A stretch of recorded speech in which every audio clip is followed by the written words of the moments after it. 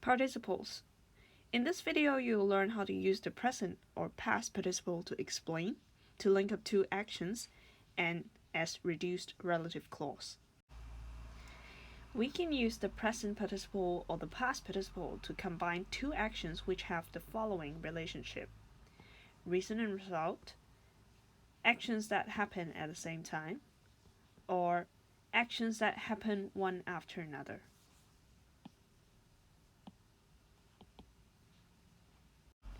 First, let's take a look at how we can use the participles to talk about reason and result.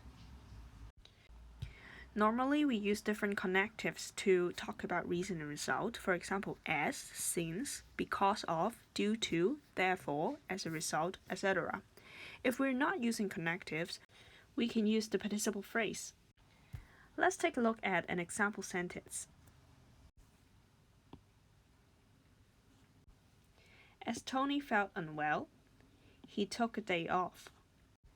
How can we change this sentence with the connective as to a sentence without the connective but mean the same thing? We follow the following steps. Step 1. Identify the two actions. The two action verbs are felt and took. Then we make sure the two actions have the same subject. The subject of felt is Tony, and the subject of took is he, which is a pronoun, meaning Tony as well. Step 2. Change the verb showing reason. In these two verbs, which one is the reason, which one is the result? Felt unwell is the reason, and took a day off is the result. Therefore, we will change the verb felt. Since felt is an active verb, we change the active verb to its present participle, that is the verb ing form. The verb ing form of felt is feeling. Step 3. Cross out the subject of the changed verb. We have changed the verb felt. The subject of the verb is in front, Tony, so we need to cross this out. Then we cross out the connective linking the two actions, if any. Here in the sentence, we have the connective as. We cross it out. Step 4. We make sure that we separate the two clauses with a comma. There's originally a comma here already, so we will keep it. So, the resulting sentence will be, feeling unwell, Tony took a day off. We need to make sure that the subject in our new sentence is clear. Here, the pronoun is unclear, so we need to change it back to Tony. This is how we change an active verb using the present participle. Let's take a look at an example of how we can change a passive verb to the past participle, showing reason and result. The example sentence: since Tony was praised by his teacher, he felt motivated. The steps are more or less the same. It's just that we need to change the passive verb to a past participle. Let's go through the steps one by one. First, identify the two actions. The two actions are was praised and felt. We make sure that the two actions have the same subject. The subject for was praised is Tony, and the subject of felt is he, and this he is the pronoun of Tony. That means they're the same. Step 2. Change the verb showing reason. Which is the reason? Tony was praised is the reason. Because was praised is a passive verb, we change it to the past participle of the verb. Praised. Then, we cross out the subject of the changed verb. We also cross out the connective linking the two actions, if any. The connective here is since. We'll cross it out. Next, we separate the two clauses with a comma. There's a comma already, so we will keep it. And we make sure that the subject in our new sentence is clear. Without the first two words, the sentence becomes, praised by his teacher, he felt motivated. We make sure the subject in our new sentence is clear. The he here is not clear enough. This he is a pronoun meaning Tony. We change it back to Tony. Other than talking about reason and result, we can also use the participle phrase to talk about two actions happening at the same time, and these two actions are with the same subject. Let's take a look at the example sentences.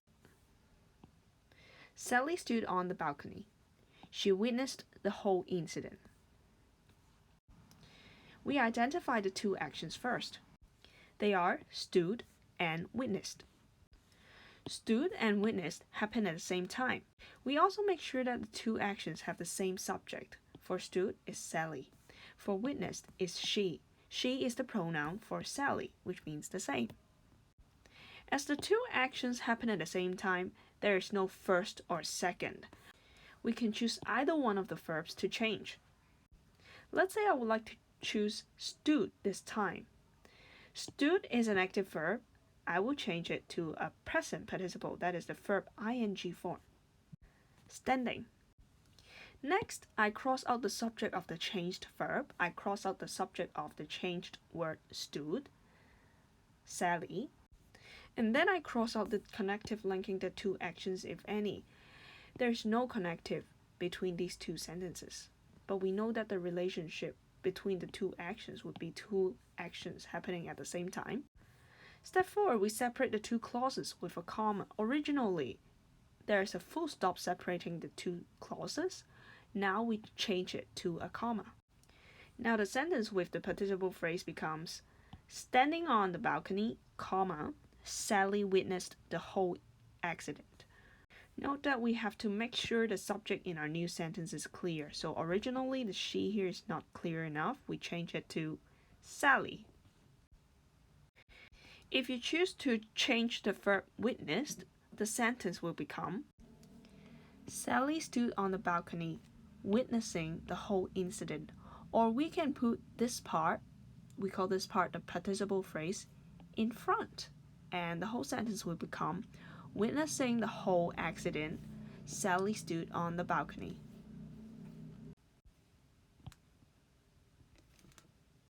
Let's take a look at another example talking about two actions happening at the same time using past participle. Example sentence. When the actor was spotted by his fans yesterday, he was hiking.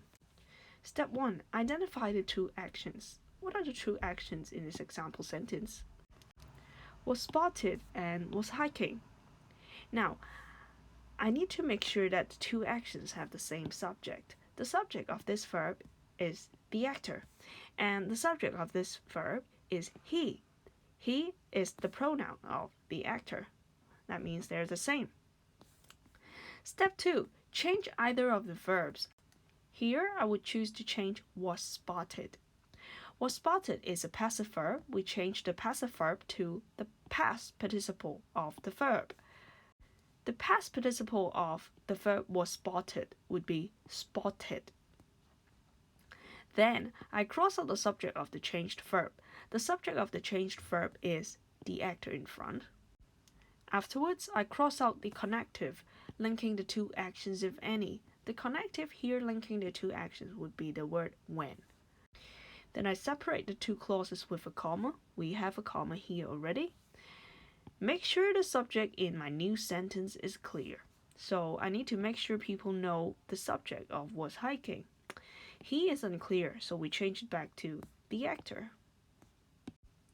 So the resulting sentence is, spotted by his fans yesterday, the actor was hiking. And of course, because these two actions happen at the same time, you can choose to change this action was hiking instead. As the verb is an active verb, we change it to the present participle, hiking. The resulting sentence will be, the actor was spotted by his fans yesterday, comma, hiking. Or we can put this part in front, hiking, comma, the actor was spotted by his fans yesterday. Now, let's take a look at how we can use participle phrases to talk about one action happening after another. Example sentence. Mabel washed her hands. Then she started preparing her meal. So, step 1. Identify the two actions. What are the two actions? The two action verbs are washed and started.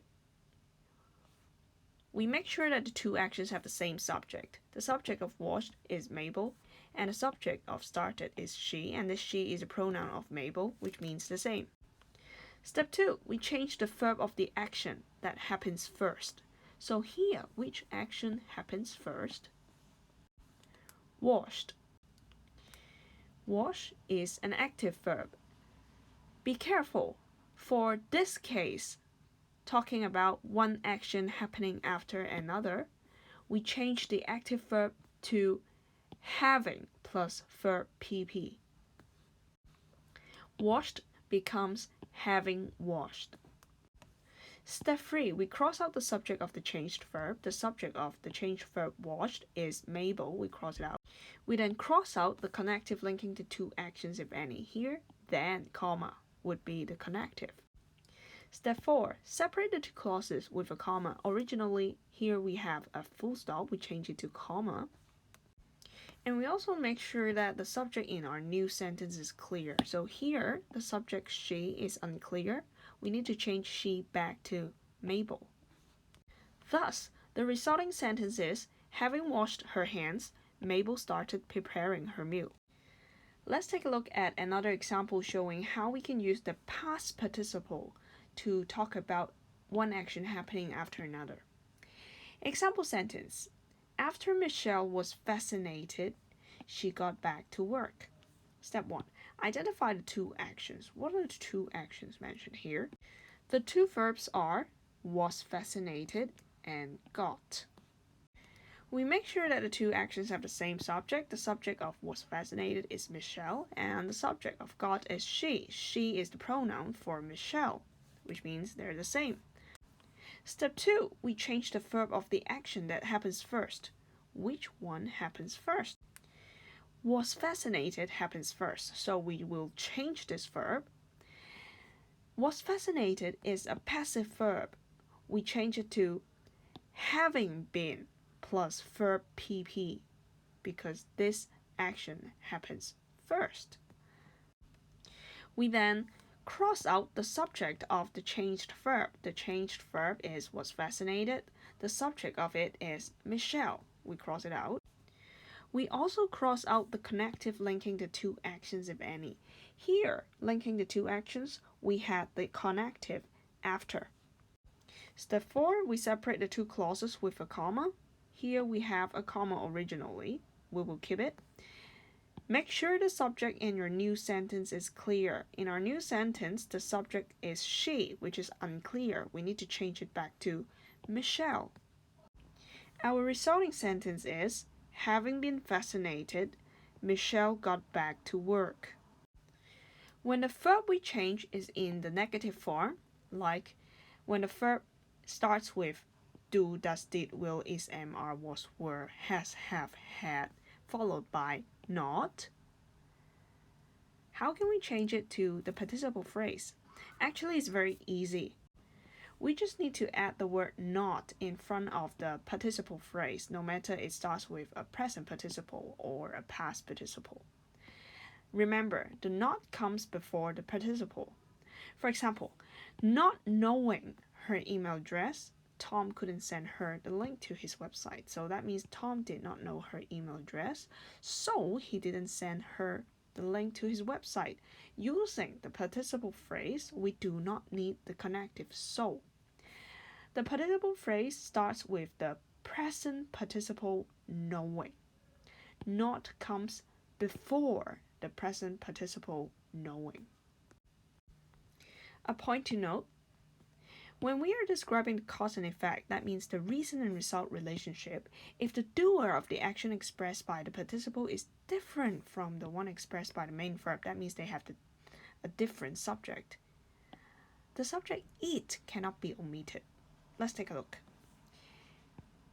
It being late, she decided not to call him back. This is a special case. It means since it was late, she decided not to call him back. Note that the two verbs have different subjects. For was, it is it, and for decided, it is she. When the subject is it here, we can keep it and place it in front of the participle phrase. Other than using the participle phrase to talk about two actions having different relationships, the three different relationships, we can also use the participle phrase to replace a relative clause. Let's take a look at how we can do it. Example sentence. We need to help students who come from poor families. Step 1. Identify the relative clause. The relative clause describes and follows a noun. Here, the relative clause describes students and follows students. We change the verb after the relative pronoun who or which. After who, the verb is come. We will change the verb come. As come is an active verb, we change it to the present participle, that is a verb ing form. Then we cross out the relative pronoun. The resulting sentence becomes, we need to help students coming from poor families. The participle phrase coming from poor families replaces the relative clause who come from poor families.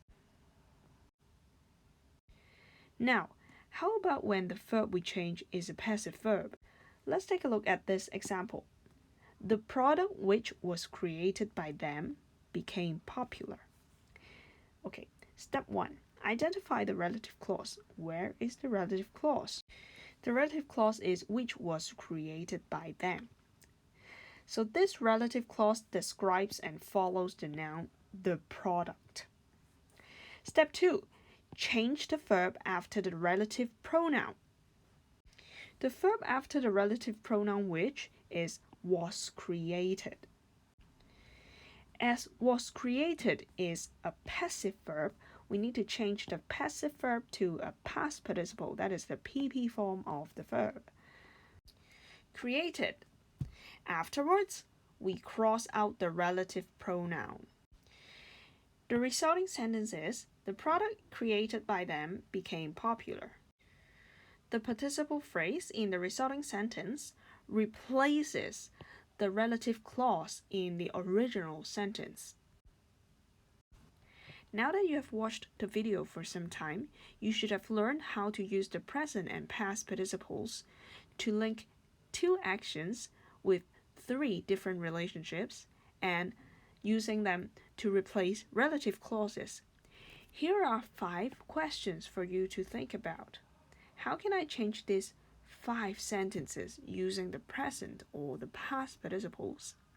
You may pause the video here for a while and work on your answers.